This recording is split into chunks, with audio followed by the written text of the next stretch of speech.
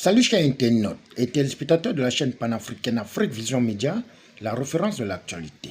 Face à l'évolution du futur géopolitique du Gabon, nous déposons notre valise d'entretien exclusif chez Franck Ndomé-Togo, homme politique engagé, défenseur du CTI. Avant de prendre le décor, quelles sont vos motivations de soutenir la vision du CTI depuis environ 16 mois? En effet, je suis avec le CTRI depuis ma démission du Parti démocratique gabonais. C'est vous qui faites le constat et ça fait bien de l'entendre. Effectivement, les choses bougent dans tous les sens. Ce qui concerne la politique engagée par le président Brice Clotaire Oligui-Nguema. Et ce qui est regrettable, c'est que certains Gabonais restent aveugles par rapport à cette situation, où ils font peut-être exprès de ne pas voir ce qui se passe autour de nous. En quelques mois, pour ne pas dire en 17 mois, comme vous l'avez dit, le pays a amorcé un décollage véritable à tous les niveaux, au plan économique, au plan social, au plan culturel, au plan environnemental. Eh bien, je pense que c'est ce que les Gabonais attendaient du CTRI. Je peux me satisfaire de ce bilan qui, à mi-parcours, semble être positif. Depuis quelques jours, notre pays, le Gabon, est face à plusieurs interrogations après la sortie en pompe de 4 leaders politiques, à savoir Pierre-Claver Manganga Moussavo, le professeur Albert Ondaossa, Alain-Claude Bilibizé et Ali Agba Onanga, qui ont mis en exergue la dénonciation, la manipulation et la fiction, selon eux, contre le CTI. Quelle est votre position et point de vue face à cette sortie inédite qui fait polémique? Les quatre, comme on les appelle, les quatre mousquetaires. Ah ben, c'est la tribu qu'on leur a donnée.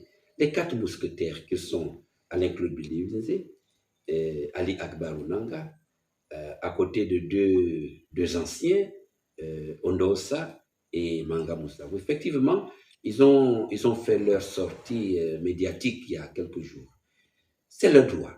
Le Gabon est un pays de liberté et la liberté de parole en fait partie. Ils ont donc usé de leur liberté pour exprimer leurs sentiments. C'est tout à fait normal.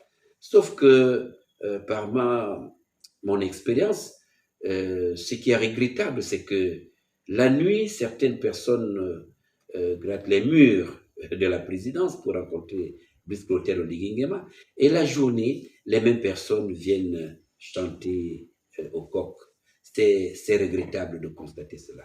Les mêmes qui sollicitent les nominations à des postes stratégiques aux côtés du président de la République, ce sont les mêmes qui viennent dire que le président, malheureusement, ne fait pas ce qu'il doit faire. Ce n'est pas ça que nous attendons de qui que ce soit. Ce que je pense, c'est qu'en réalité, on peut effectivement dénoncer certains égarements, mais on ne peut pas se permettre d'interdire au président de se présenter candidat. C'est un citoyen gabonais. Ces derniers s'attardent de dire que cela est contraire à la charte africaine de la démocratie. Mais cette charte africaine de la démocratie était où lorsque le PDG et tous ces tortionnaires étaient en train de torturer le peuple gabonais? La charte était où? Lorsque ces gens-là étaient aux affaires et que le pays était dans l'abîme, la charte en question était où?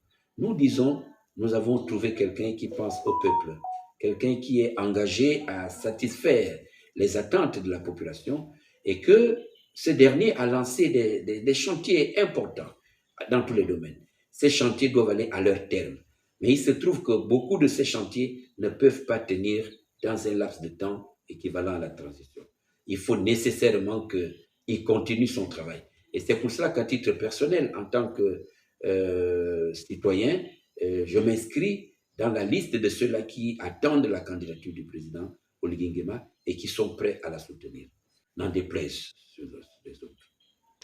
Pourquoi vous bottez en touche la dénonciation de ces derniers, sachant bien qu'ils invitent la population à l'éveil de conscience à l'aide de la transition? Je ne pense pas botter en touche, pas du tout. Je vous ai dit ce que je pense et ceux qui me connaissent savent que je n'ai pas la langue dans la poche. Je dis ce que je pense. Ils ont fait leur sortie. Je dis bien ce qui est regrettable là-dedans, c'est qu'ils se sont érigés en donneurs de leçons, oubliant leur passé qui était passé très obscur. Et les éléments, les casseroles, nous savons ce qu'il y a là-dedans. Et nous voulons simplement faire en sorte que tous les Gabonais, ensemble, regardent dans la même direction et que l'on ne s'attarde pas sur les petits détails et dire que les militaires doivent retourner dans la caserne. Les militaires retournent dans la caserne, Ça veut dire que c'est des ouvriers qui sont venus là pour nous libérer et s'en aller parce que ceux-là qui ont fait du mal hier veulent revenir. Et nous savons que les mêmes causes produisant les mêmes effets, les mêmes individus posent les mêmes actes. Si ces gens reviennent aux affaires sans que le pays ait été totalement balisé, eh bien, ils vont reprendre effectivement ce qu'ils avaient commencé depuis plusieurs années. Moi, je pense que la position des 4 mousquetaires n'est pas la bonne. Il devrait plutôt changer. Nous avions l'habitude de faire face à la veille des élections que certaines associations, partis politiques, mouvements font appel à la candidature du numéro 1 pour se faire une vitrine et une place honorable. Est-ce le cas de M. Famondome Togo qui mettra le pied sur l'accélérateur pour inviter le président de la transition à se positionner pour 2025? Je suis à la tête d'une plateforme de défense à laquelle on attribue des missions. La plateforme a eu pour première mission la promotion et la défense de la Constitution. Cette mission, nous l'avons accomplie. La deuxième mission, ça devrait être la promotion et la défense de la candidature du président Oligui Nguema. Mais nous nous réservons d'abord d'attendre que lui-même puisse se prononcer. Nous ne voulons pas nous attarder et puis se précipiter. Alors, le pied est mis sur l'accélérateur. Non, nous ne sommes pas encore sur l'accélérateur. Le pied sera effectivement mis sur l'accélérateur dès lors que nous aurons une visibilité sur la position du président par rapport à cette élection présidentielle qui approche à grands pas. Mais le souhait qui est le mien et le souhait qui est celui de ceux qui m'entourent est que le président puisse effectivement se porter candidat, comme je l'ai dit tout à l'heure. Il a engagé des grands chantiers. Qui va assumer ces grands chantiers? Il ne peut pas nous quitter en si bon chemin. Et le peuple gabonais a tissé une alliance forte avec le président. Le peuple gabonais n'attend pas autre chose que sa candidature. Donc, s'il se présente, ce serait avec joie que nous allons mobiliser nos stratégies pour lui apporter notre concours, comme nous savons le faire. Eh bien, pour le moment, nous attendons.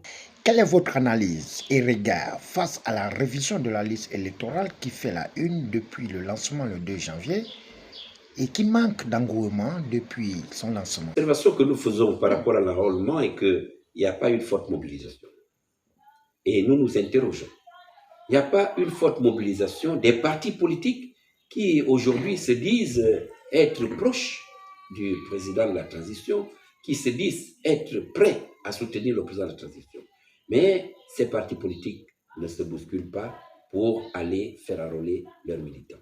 Je pense que en analysant la situation et connaissant, n'est-ce pas, le comportement des uns et des autres, beaucoup de ces partis politiques sont en train de se préparer dans l'ombre pour les locales et les législatives. Parce que pour eux, il n'y a pas d'intérêt, n'est-ce pas, à se mobiliser pour les présidentielles. Et c'est une stratégie qu'ils sont certainement en train de mettre en place pour mettre en mal le président de la transition au cas où il se porterait candidat. Il serait important que notre camp, qui est le camp du CTRI, regarde avec beaucoup d'analyse, avec beaucoup de prudence, le comportement de ceux-là qui aujourd'hui se présentent comme étant les alliés du CTRI. Parce que après les présidentielles, ce qui est sûr, c'est que les masques vont tomber. Beaucoup d'entre eux vont se mobiliser pour barrer la route du CTRI afin de prendre la majorité, soit à l'Assemblée nationale, soit au Sénat, soit dans des organismes délocalisés. Après 30 ans de vie politique, serez-vous prêt à prendre position durant cette année 2025 pour vous présenter comme candidat dans votre localité? Alors, j'ai 30 ans de vie politique derrière. J'ai commencé ma carrière politique étant à l'université. J'ai 30 ans de vie politique. Et en 30 ans, je ne me rappelle pas avoir été candidat dans mon département. Je l'ai été au Komo-Monda, mais depuis pratiquement 15 ans, je milite au département du Wole, précisément au premier arrondissement de la commune d'Oyam. Je pense que nous arrivons au couronnement de ma carrière politique et je pense que si tout se passe bien, je devrais effectivement me présenter à mes parents pour savoir si je suis en mesure d'assumer les charges, soit de député, soit de maire, soit de sénateur, mais à eux de décider. Mais pour ce qui me concerne, je suis en train de travailler comme je le fais habituellement, de sorte que, le moment venu, que mes parents puissent me dire Oui, vas-y, nous sommes derrière. Je ne pourrais pas me lancer si je ne suis pas assuré. Nous sommes au thème de cet entretien inclusif. En guise de mot de fin, quel est votre avis sur la thèse du retour des militaires à la caserne pour laisser les civils gérer le Gabon après les 2 ans de transition? C'est une question qui m'amuse. Lorsque les intéressés demandent aux militaires de retourner à la caserne, parce que ce sont des manœuvres qui sont venus accomplir une tâche. Après cette tâche, ils doivent partir et leur laisser la chose. Non, je pense que c'est mépriser le peuple gabonais que d'avancer de telles inepties. Alors, on avait demandé à Ali Bongo de ne pas se présenter candidat parce qu'il n'avait pas d'acte de naissance. Ils ont reculé. Le peuple gabonais a crié, et preuve à l'appui, qu'Ali Bongo n'avait pas d'acte de naissance, ne remplissait pas les critères pour être candidat. Ceux-là qui disent aujourd'hui que les militaires doivent retourner à la caserne, ils l'ont maintenu de force. Mais nous, aujourd'hui, et moi personnellement, ça c'est le point de vue de Franck Ndometogo, Oligui Nguema est gabonais. Il devrait être candidat. Ça, c'est mon point de vue personnel. Pourquoi est-ce qu'il devrait être candidat? Mais nous avons des exemples des militaires qui ont accédé au pouvoir et qui ont conduit des pays vers des lendemains meilleurs. Nous avons De Gaulle en France, qui aujourd'hui reste une icône en France. De Gaulle était général de brigade. Nous avons Sassou Nguesso à côté, qui est arrivé par un coup d'État contre l'Issouba. Il est aujourd'hui président. Nous avons Idriss Déby, qui était militaire. Nous avons un peu partout des militaires qui sont au pouvoir et qui réussissent. Kagame, il est militaire. Kagame n'est pas arrivé au pouvoir par des voies similaires. Alors moi je dis, c'est de la diversion, la pure diversion. Le président Oligui Nguema ne devrait pas tomber dans ce petit piège-là. Il a libéré le Gabon. Et le Gabon attend de lui de continuer la marche vers la prospérité dont nous parlons. Il n'y a pas question que quelqu'un sorte aujourd'hui. Ceux-là qui, hier, n'ont pas écouté la voix des Gabonais, quand on leur disait Ali Bongo n'est pas Gabonais de souche, Ali Bongo n'a pas de critères à remplir, qu'il ne peut pas se présenter candidat, ce sont les Ali Akbar Onanga qui l'ont conduit à déposer sa candidature de force contre la volonté du peuple gabonais. Et aujourd'hui, ce sont eux qui disent aux militaires de retourner dans la caserne. Mais essayons. Mais je pense que l'Oligui Nguema ne peut pas se permettre de suivre cette voie-là. La charte, leur fameuse charte, on n'en a rien à voir.